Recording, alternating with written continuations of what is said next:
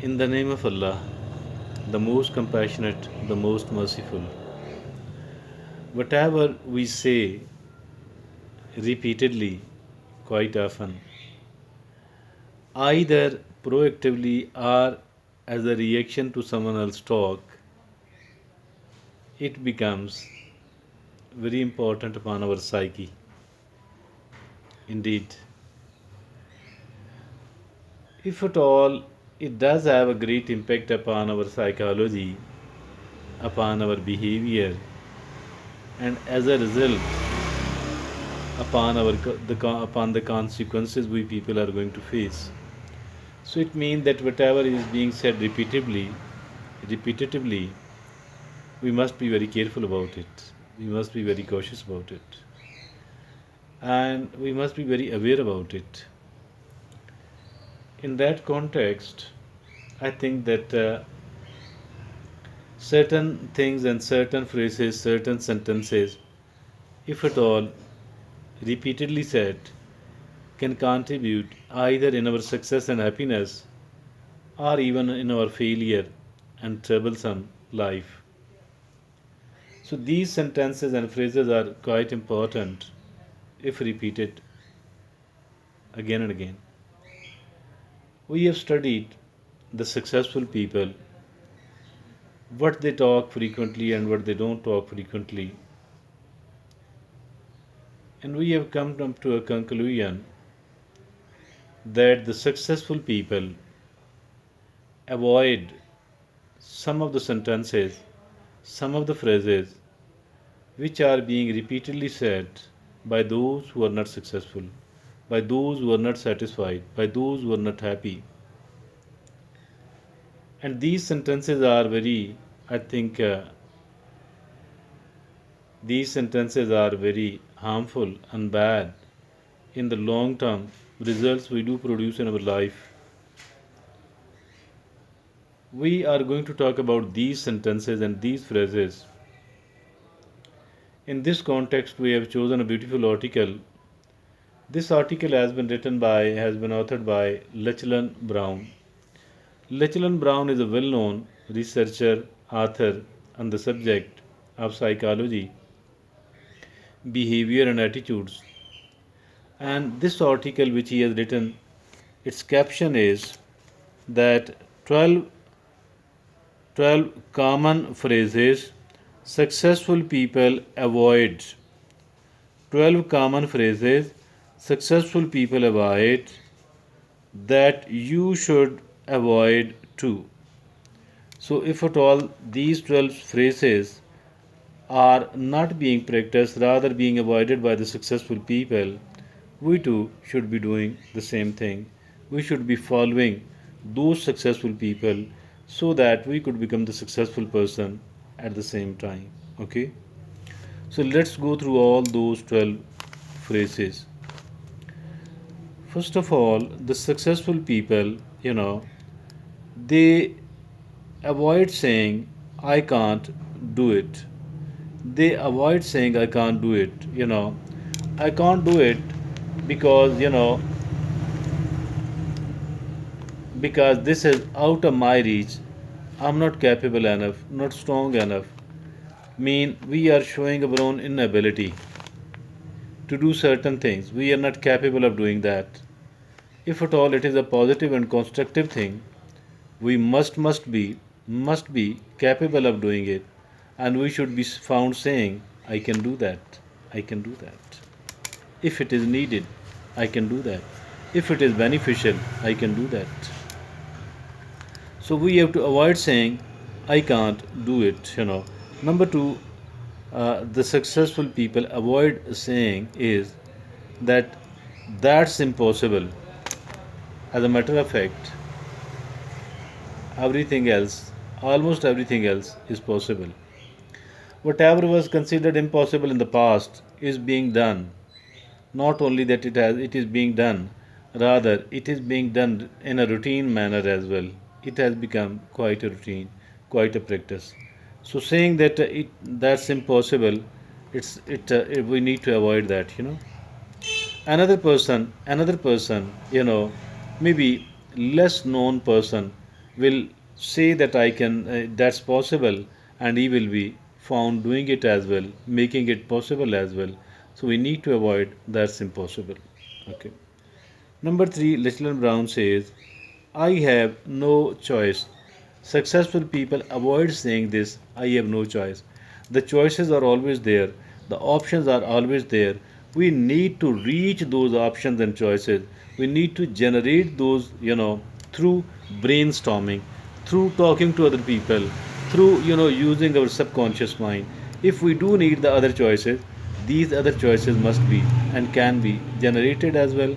So we should never say that I have no choice. Number, Number four, it's all your fault. It is scapegoating.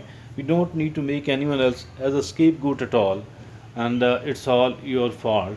Maybe there will be a fault of someone else, but it's usually it is there are certain other people responsible as well. Maybe we ourselves too are responsible for that up to an extent, and maybe in such certain exceptional cases, maybe one person will be responsible for all that. But I think generally speaking, we must avoid it's all your fault. Okay. Then number five, I should have,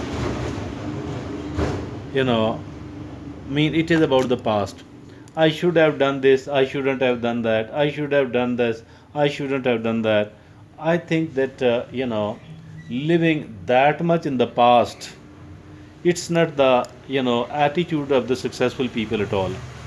We don't need to live in the past at all, but rather we need to live in the present.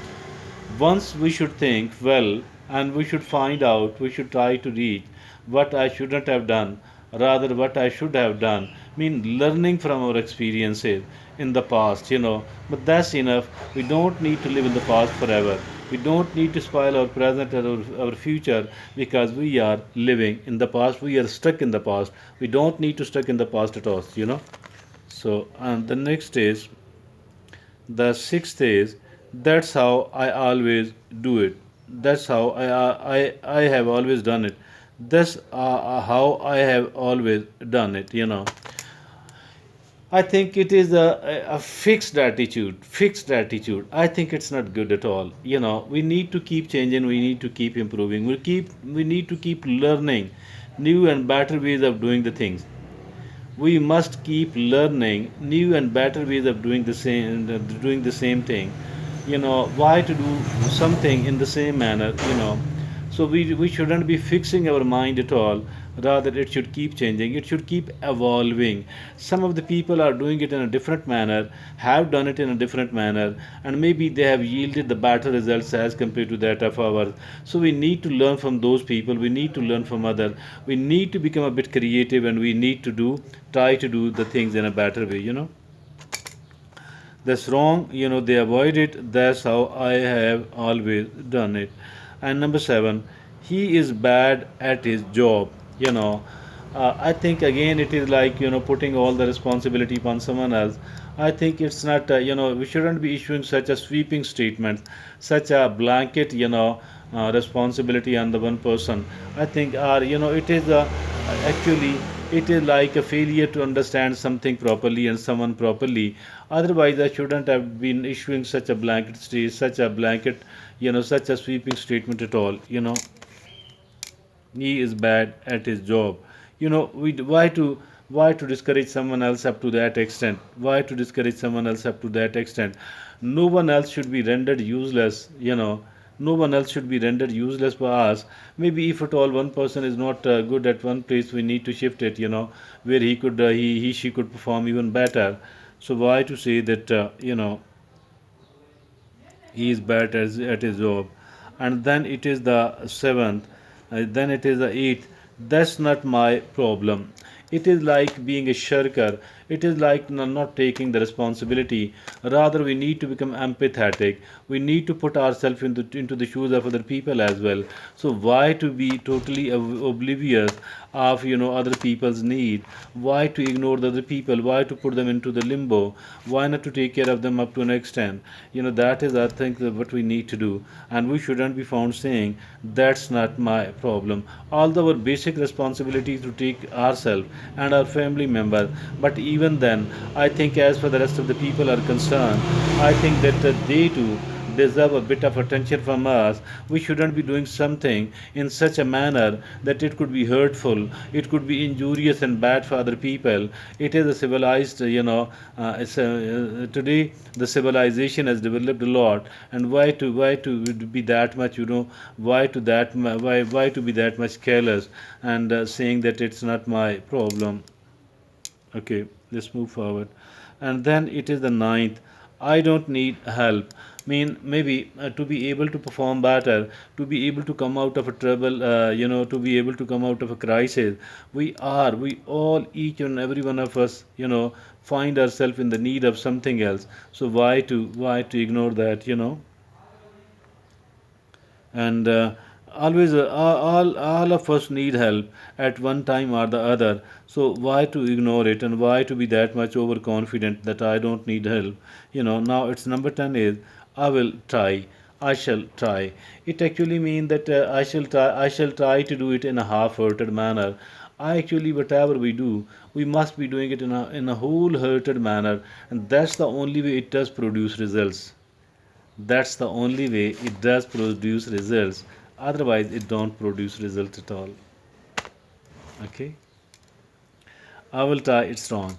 It actually means that we are just fulfilling a formality.